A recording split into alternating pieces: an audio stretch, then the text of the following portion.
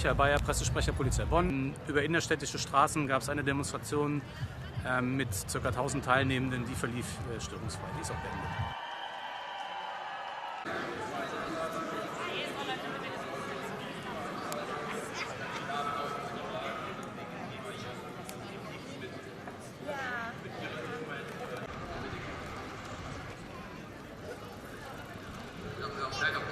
Kommen wir gerne hier.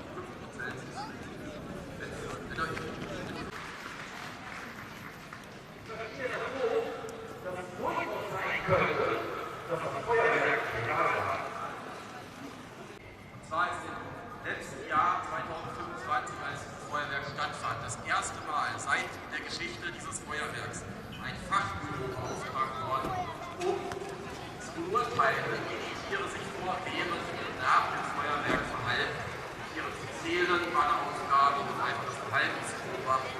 Da hat man, weil dieser Bericht hier vorliegt, da geht aus hervor, eine einzige Person hingeschickt. In diesem Bericht, in diesem so wichtigen Bericht, steht da drin, dass das eine oder andere überhaupt beurteilt werden konnte, wenn man dafür mehrere Beobachter braucht. Und jetzt frage ich mich, wenn die Stadt Bonn nach fast 40 Jahren Feuerwerk endlich mal auf die Idee kommt, dass Tiere unter Umständen dadurch beeinträchtigt sind, wenn man direkt vor deren Nase ein Feuerwerk, ein Bodenfeuerwerk, 14 Minuten langes Feuerwerk, 3 Jahre davor über 25 Minuten langes Feuerwerk, wenn man das